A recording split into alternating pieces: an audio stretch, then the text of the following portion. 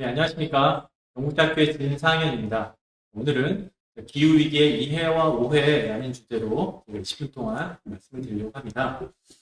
여러분들 기후변화와 관련해서 어떻게 생각하고 계시나요? 기후변화 좋은 것일까요? 나쁜 것일까요? 기후변화는 이제 워낙 중요한 주제이기 때문에 초등학교 학생들부터 대부분 알고 있는 것 같습니다. 기후변화 하면 일단 환경 문제, 지구적인 환경 문제, 안 좋은 것, 나쁜 것이라고 생각하고 있는 것 같고요. 제가 강연할 때마다 물어봅니다. 혹시 좋은 거라고 생각하시는 분 계시나요? 물어보면 간혹 이게 좋다라고 생각하고 손드는 분들이 계세요. 어떤 분은 개인적으로 저는 추운 거 딱 질색이에요. 더워지는 거 싫어서 더워지는 거 좋습니다. 뭐 이렇게 하시는 분 계시고요. 가장 최근에 들었던 재미난 답변은 전화는 일단 더 좋은 거 아닐까요? 이런 답변이 굉장히 좀 재밌었던 것 같아요. 그런데 기후변화 뭐가 나쁘냐? 좋은 거 아니냐? 라는 대답을 한국 최고의 가장 돈을 잘 버는 기업 그리고 대한민국 정부에서 이런 얘기를 공공연하게 합니다. 어떤 주장인지 한번 살펴볼까요? 2013년에 삼성경제연구소에서 발간한 보고서인데요. 보시는 것처럼 북극 개발의 기회와 대응이라는 주제로 보고서를 냅니다. 지구에 가장 추운 곳이 두 군데가 있죠. 북극과 남극 두 군데가 있는데요. 둘 다 얼음으로 뒤덮인 곳인데 굉장히 좀 다릅니다. 남극은 대륙이고요. 남극의 얼음이 다 녹아버리면 땅이 드러나고요. 북극은 다 녹아버리면 바다. 그래서 북극해라고 우리가 부르게 됩니다. 통상적으로 바다다 보니까 이렇게 넓이가 좀 줄어들었다, 넓어졌다 하게 되는데요. 여기 있는 이제 붉은 선으로 되어져 있는 곳이 북극해라고 불리는 영역이고요. 이 영역이 지구 온난화 때문에 점점 줄어들고 있는데요. 보시는 것처럼 97년에 면적하고 그리고 2003년에 면적이 점점점 줄어드는 것을 확인할 수가 있습니다.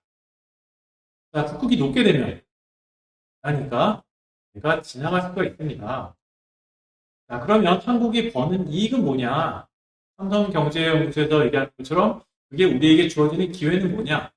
한국은 대외 의존적인 국가죠.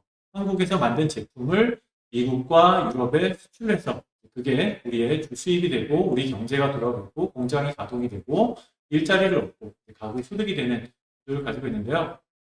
한국에서 만든 스마트폰이 이제 부산항에서 출발합니다. 부산항에서 출발해서 유럽으로 가려면 기존에는 삥 돌아서 수에즈 운하를 거쳐가지고 네덜란드까지 갔어야 되는데요.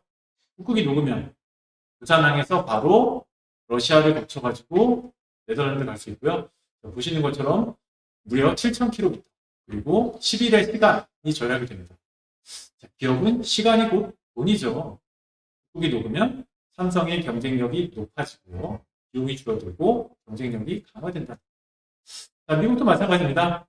부산항에서 출발하면 기존에는 뉴욕에 가려면 파나마 운하를 거쳐가지고 뉴욕까지 돌아갔어야 되는데요.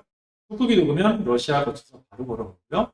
그러면 5,000km가 단축이 되고 한 6일 정도 더 빠르게 한국의 최신 스마트폰이 뉴욕에 빨리 배달이 될 수가 있습니다. 역시나 한국의 경쟁력이 높아지는 거죠.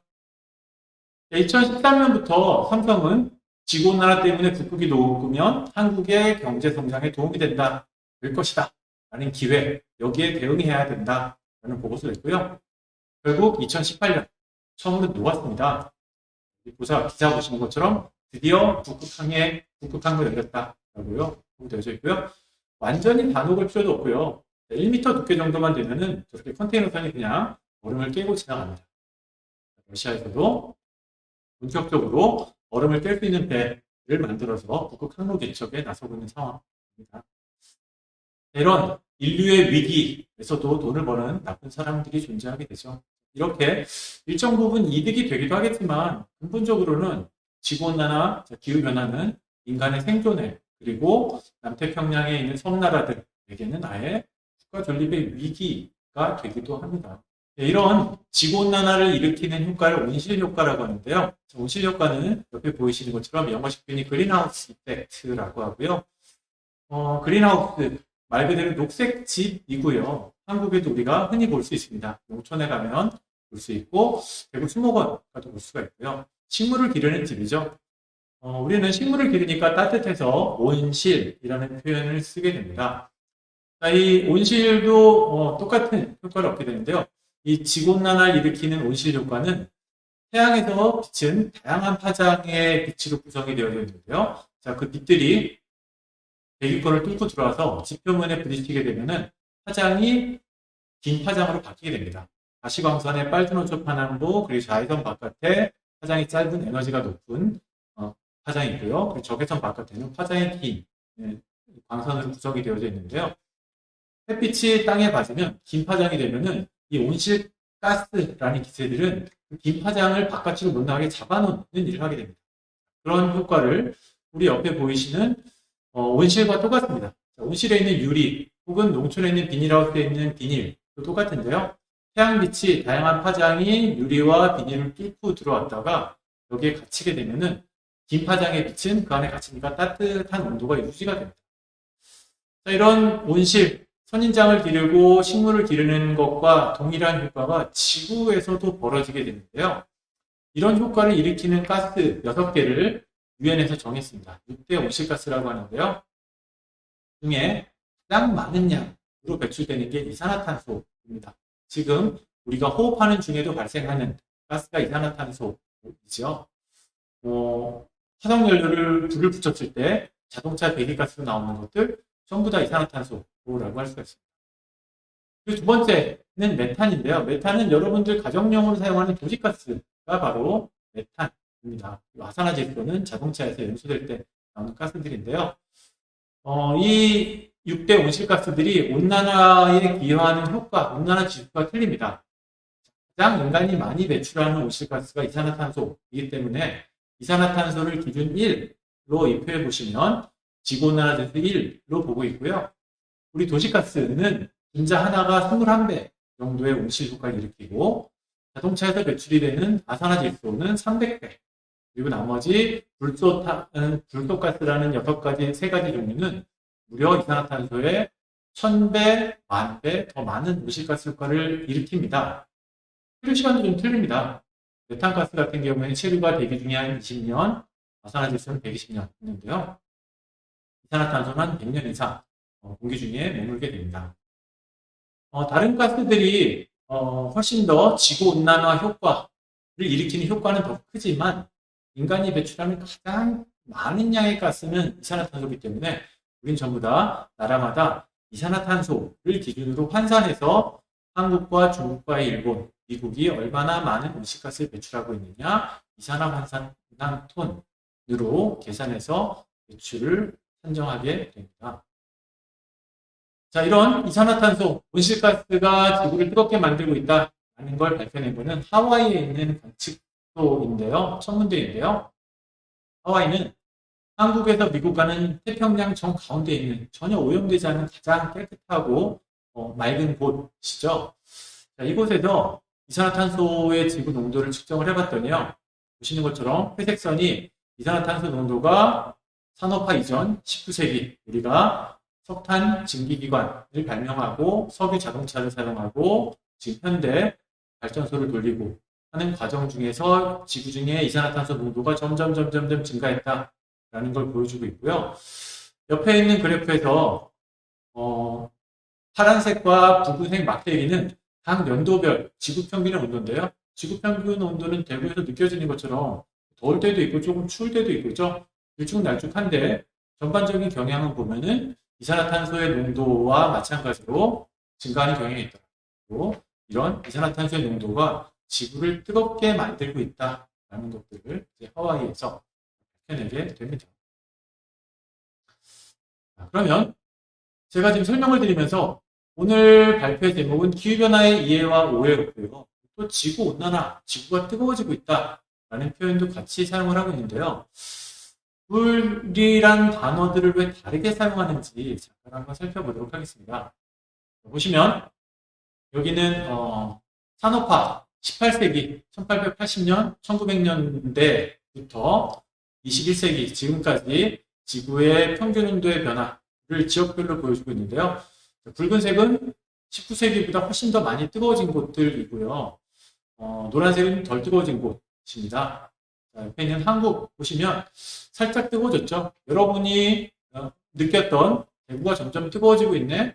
사과도 잘 안 자라네. 대구에서 눈 본 지가 언제지? 라고 체감하는 정도가 지구 전체 뜨거워진 거에 비하면 아주 뜨거운 건 아니에요. 평균 정도 됩니다. 그러면 지구상에서 대구에서 느껴지는 폭염의 도시 대구에서보다 더 많이 뜨거워진 곳들 바로 보시면 바로 있는 북지역. 북극해가 녹고 있는 이유가 바로 이렇게 지구 평균적으로 더워지고 있긴 하지만 더 뜨거워진 곳 바로 북극권이 훨씬 더 많이 뜨거워졌다. 볼 수가 있습니다. 그런데 한 가지 재미있는 거는 보시면 파란색이 있습니다. 여기 있는 몇몇 군데의 파란색은 오히려 예전보다 더 추워진 곳도 있습니다. 최근 자료들 보면 좀 더 잘 보이는데요. 21세기 이후에, 2000년 이후에 더 추워진 곳들 보면 동일한데요. 한국 보이시고 그리고 추워진 곳들도 보이는데 더 많이 추워진 곳은 주로 이제 캘리포니아, 미국의 서부 쪽 그리고 남미 쪽 지역들은 좀 더 많이 차가워졌습니다. 지구가 뜨거워지고 있는데 저기 추워지는 데는 왜 그런가? 이유는 바로 남극과 북극이 녹아버리면 그 차가워진 얼음물들이 흘러가는 냉수대가 지나가는 곳들인데 그런 곳들도 추워집니다. 그럼 캘리포니아, 시애틀, 샌프란시스코 이쪽 가면 별로 지구온난화를 체감하지 않아요. 우리는 뭐 안 더운데? 태평양 한가운데 있는 섬나라 국가들도 우리는 뭐 더운 거 모르겠는데 유엔에서는 그러면 그런 나라들까지 다 포함할 수 있는 지구 전체적으로는 평균적으로 뜨거워지고 있지만 각 나라들마다 춥고 덥고 차이가 있으니까 그러면 기후변화라는 용어를 쓰자라고 하게 됩니다. 그런데 몇몇 과학자들은 이 용어도 적절치 않다. 지구온난화, 한국 표현도 너무 부드럽고요. 온난하고요. 영어식 표현도 글로벌 워밍, 따뜻하고 뭐 좋네. 아니다. 지금은 지구 가열이다. 라는 표현을 씁니다. 지구가 불타고 있다. 라는 표현을 전 세계 과학자들, 한국의 언론들도 포함이 되고 있고요. 빌 게이츠라는 비즈니스맨, 사업가, 그리고 IT 전문가, 전 세계에서 가장 돈 많은 사람. 그리고 이분은 그 많은 돈을 인류의 증진과 평화를 위해서 투자를 하고 계시죠. 이분이 만든 재단이 빌의 멀린다 재단이라는 곳이고요. 홈페이지를 지난주에 캡처를 했는데요. 자, 보시는 것처럼 빌 게이츠가 만든 재단은 비영리 재단이고요. 전 세계에서의 가난과 질병과 불평등을 해소하기 위해서 노력하는 봉사단체입니다. 자, 이런 빌 게이츠가 2021년 2월 달에 바로 기후재앙을 피하는 법이라는 책을 발간했습니다. 그리고 이 책이 바로 기후 문제를, 지구온난화 문제를 해결하는 시작점이 되기를 바란다 라고 하면서 전 세계에 동시 출간했어요. 미국, 유럽, 일본, 중국, 그리고 한국에도 같은 날짜에 다 출간이 됐습니다. 빌 게이츠가 이 기후변화 고민하는 이유는 인류의 가난과 질병과 불평등을 심화시키는 가장 근본적인 문제가 바로 기후변화라는 거죠. 기후변화 때문에 먹거리가 없어지고 기후변화 때문에 말라리아 창궐하고 코로나도 더 급격하게 번지게 될 거고 부자와 가난한 사람들의 격차가 더 커질 것이다. 바로 기후변화 문제를 풀지 않으면 우리가 이 빈곤, 질병, 불평등 이런 문제들이 해결될 수 없다라는 고민 속에서 기후변화 문제를 풀어야지 이런 인류의 행복이 증진될 것이다 라는 책을 썼습니다. 근데 안타깝게도 이분의 책이 시작점이 되면 좋겠을 텐데 4월달에 올해 4월달에 두 부부가 이혼하면서 기후변화 피할 법이 아니라 이혼 소식만 좀 나오고 있죠. 이혼은 뭐 개인적인 사정이고요. 재단은 지속하면서 역시나 인류의 복지 그리고 기후변화의 문제에 대한 해결책을 찾아 나가고 있습니다. 한편에서는 지구온난화뿐만 아니라 기후위기라는 표현도 쓰게 됩니다. 기후변화도 너무 완만하다 말씀드리고 전 변화는 좋은 거 아니냐라는 질문도 대답도 하게 되는데요. 아예 위기라고 사용을 하자. 영국에 있는 의회 그리고 과학자들이 기후위기 선언들을 하게 됩니다. 보시는 것처럼 전 세계 중앙정부 혹은 지방정부에서 기후위기에 동참하는 것을 확인할 수가 있고요. 한국의 시민단체, 활동가, 환경단체에서도 기후위기 비상행동을 조직해서 정부의 적극적인 대응을 촉구하고 있는 상황입니다. 그런데 국제사회에서는 이 기후변화 관련해서 논란이 있는 것도 사실입니다. 일군의 과학자들은 기후변화는 거짓이다 이런 얘기를 하는데요. 이런 주장을 하는 또 가장 핵심적인 국가 중에 하나 또 미국이에요. 미국의 공화당 쪽에서는 기후변화가 음모다, 중국이 만들었다 라고 얘기를 하고요. 미국뿐만 아니라 석유업계, 정유업계, 석탄업계도 기후변화를 좋아하지 않죠. 석탄이 안 팔리겠죠. 그래서 기후변화라는 거짓이고 우린 다시 추워질 수도 있다. 인류의 역사를 보면은 빙하기도 있었고 따뜻한 데도 있었고 태양의 흑점 따라서 온도는 변동하는 거다. 걱정하지 마라. 이런 과학자들한테 수백억의 돈을 지원하면서 논문을 내게 합니다. 자, 그래서 유엔에서는 이 과학자들이 서로 다른 주장을 하니까 이거를 밝혀보자 라고 1990년에 유엔에 유엔과 그리고 세계 기상기구가 같이 기후변화 IPCC라는 조직을 만듭니다. CC는 Climate Change, 기후변화에 관한 정부 간 패널, 전 세계 과학자들 다 모아가지고 정말 기후변화가 일어나는지를 밝혀달라라는 보고서를 만드는데요. 1990년에 한국 과학자도 물론 참여했고요. 1차 보고서를 냈는데 지구온난화가 발생하기는 한다. 하지만 인간의 영향인지는 모르겠다. 과학자들은 신중합니다. 자, 그리고 무려 17년 동안 4편의 보고서를 내고 2017년에 최종 종집을 찍습니다. 지구온난화는 분명히 진행되고 있고 인간의 영향임이 명확하다라는 결론이 2007년에 이제 내려지게 됩니다. 그러면 과학자들 간의 이제 논쟁은 없다라고 보셔집니다. 정치인들은 가끔 이제 이해타산에 따라 논쟁을 진행하기도 하지만 과학자들은 이미 합의된 사항입니다. 그러면 이 문제를 어떻게 풀 것이냐? 한편의 엔지니어들은 지구 전체를 하나의 기계처럼 보고 풀 수 있다. 지구에 대한 그림 문자를 줘서 거울로 반사하면 되지 않느냐. 이것처럼 빛으로 반사하자. 한편에서는 온실가스가 문제니까 공기청정기처럼 이산화탄소를 다 잡아가지고 땅속에 가둬놓자. 한편에서는 나의 차가운 물을 빙글빙글 돌리면 지구가 식지 않겠냐. 또 한편에서는 이 온실가스라는 게 태양빛을 잡아놓는다면 오히려 태양빛을 반사하는 가스를 또 뿌린되지 않느냐. 이런 지구 차원의 엔지니어링적인 방법으로 푸는 방법을 제안합니다. 그런데 올해 이런 것들을 또 앞에 빌 게이츠는 해보는 것도 필요하지 않냐. 좋은 방법은 아니지만 사람이 아프면 수술돼야 되는 것처럼 지구가 아프면 이것도 마지막엔 해봐야 되니까 한번 연구해보자. 빌 게이츠는 약간 과학기술을 조금 더 선호하는 경향이 있습니다. 그래서 북유럽에서 스웨덴에서 이 실험을 해보려고 했습니다. 하늘에 분필가루를 뿌려가지고 햇빛을 차단하는 실험을 하려고 했는데 결국 6월달에 4월달에 에 부딪혀서 결국 지구공학 실험 실패. 여러 가지 부작용을 일으키죠. 하늘에 분필가루 뿌리면 지구는 시원해지겠지만 다시 바다로 들어오고 사람의 폐로 들어오게 될 테고 하늘에 거울을 만드는 건 기술적으로 불가능하고 이산화탄소를 잡아서 땅속에 집어넣으면 땅에 가만히 있지 않고 또 나오죠. 결국 문제를 일으키고 바다에 차가운 물을 빙글빙글 돌려서 주면 바다가 또 뜨거워지겠죠. 그럼 지구공학적인 문제는 결국엔 해결책이 되지 못한다라는 고민들을 하게 됩니다. 그럼 좋은 방법은 지구온난화를 일으키는 온실가스를 배출하지 않는 것이 해결책이겠죠. 유엔에서는 1992년에 기후변화 협약을 채택해서 온실가스 배출을 줄이자라는 협약을 약속을 맺게 됩니다. 자, 그런데 1997년에 선진국들이 먼저 줄이자 2012년까지라는 교토 오정서를 체결을 했는데요. 미국이 나가버립니다. 보시는 것처럼 미국은 안 하겠다. 그리고 한국은 왜 빠졌느냐? 그리고 미국은 수소경제로 간다. 뭐 이런 기타 등등의 이유를 들면서 빠져버려가지고 기후변화 문제에 소극적으로 대응을 하니까 유엔 총회장에서 이렇게 미국이 판을 깨고 있다라는 비난들을 얻게 되고요. 그리고 여기 보시는 것처럼 트럼프 대통령은 취임하자마자 공약을 기울였죠. 기후변화 탈퇴를 하게 됩니다. 이런 과정에서 지난 20년 동안 전 세계는 기후변화 문제를 막기 위한 합의도 했고 약속도 맺었지만 또 미국이 반대하고 나가면서 힘든 과정들을 겪게 되는데요. 그 와중에 의미 있는 진전이 바로 2015년에 있었던 파리 협정입니다. 전 세계가 1.5도 목표는 지키자라는 목표를 설정을 하게 되는데요. 파리 협정에서는 지구가 뜨거워지는 제일 마지막 한계는 2도 온도는 지키자. 그리고 가급적이면 1.5도까지 달성을 하자라는 목표를 설정하는데요.